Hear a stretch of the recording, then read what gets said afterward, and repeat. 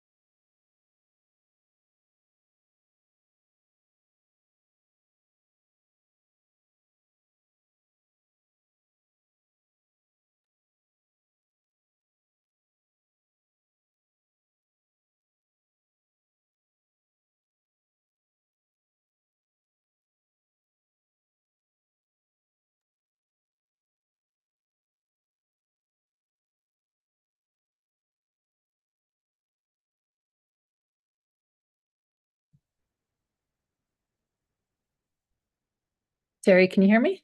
I do hear you. There we go. Yes, welcome back, everyone. Okay, well, today's meditation was about life and transitioning out of life. We have been shown many times this visual of the river of life, and all of us in body, are in the river of life. When folks are preparing to transition to the other realms, when they're leaving this 3D body, we've seen folks are being prepared even in this river of life. And we've worked with Divine Mother and her handmaidens, and they support folks that are transitioning. And in this river of life, you might be prepared for months before you actually do transition out. And we have seen that. But what was so interesting today, we were in the river of life and watching as folks were just getting out. Like, I'm done, had enough, and I'm out. And Teri, do you want to talk about that for a minute? Well, this is normally the time of year when people make that choice. Every year, the suicide rates increase right after the holidays. And I even said to you, it's a little late this year, but it is still happening, and we're hearing more and more of it every day. Like every day now, I've heard about someone whose family has reached out, or I hear about it on a short on Facebook or wherever, somebody talking about it. So it's like that decision to just be done with it. I'm like, I don't want to be here anymore. I don't want to do this anymore. And I don't really think they see it as suicide, as like we think of suicide in those terms. Like, I'm just going to take my own life. They're just seeing into the pain and into usually emotional pain. Um, it could be something like bullying that's happening that creates that emotional pain, but that's the way it's looked at, not like it's death, which it is, but just seeing it as an end to all of that, to go back into a peaceful state. So I don't think it's anything to do with consciously taking your own life. It's consciously stopping the hurt at that moment and wanting it just to be done. Right. One of the interesting things that they showed us was that I turned around and I said, well, who's left? I mean, we're watching all of these people Right. getting out. Who's left? Yeah. And what they showed me was folks that are really at high vibration levels and folks that are really at low vibration levels. And they were saying that it's the folks that are in that middle space that don't have the coping strategies, don't have the skill set, don't know that they can call on the divine for support, don't know that they can call on the creator. That's who is checking out because they can't handle this. This is, Teri and I were saying, this is not an easy time to be alive. It's really, Right. Yeah. especially if you don't have a skill set for that. And they had said that, I said, well, what's our role? I mean, as light workers, what is our role in this? And they said to shine even brighter, to really put yourself out there. So folks that are in that middle level vibrationally can see you and come to you and learn, get more skills from you. So maybe they can actually stay longer. Yeah. Or even model for them what it's like to be at peace or to be happy and joyful, just to be an example in the world. Sometimes words aren't even necessary. Many times they are in these situations, but sometimes just showing that we can come through any fire and still be strong in spite of it. Yeah, I think just showing up as a model for others. And yeah, so I was asking the same question, Ruth, who's going to be left? Who's going to be hanging in here with us? Yeah. Hmm. And I think maybe, Teri, part of this too is when you were talking about suicide and the stigma. I mean, Divine Mother said people are free to come and go as they want. I mean, we don't Mhm. normally think of it in that way because, Right. especially people as old as us, we grew up with, if you kill yourself, you're going to hell. And Mhm. Divine Mother said, that's fear talking. Yes. That's human fear talking. So maybe part of what hurts us so much when someone goes is that we still buy into that thinking of, if we had just loved them a little more, they wouldn't Mhm. have made this Yeah. choice. And I'm not sure it has to do with us. I'm not sure that choice has to do with us. Right. Yeah, Yeah. That's a lot of what happens with the survivors. They go into the guilt and the blame and the shame instead of just really focusing on that person, their loved one, was in a lot of pain. right.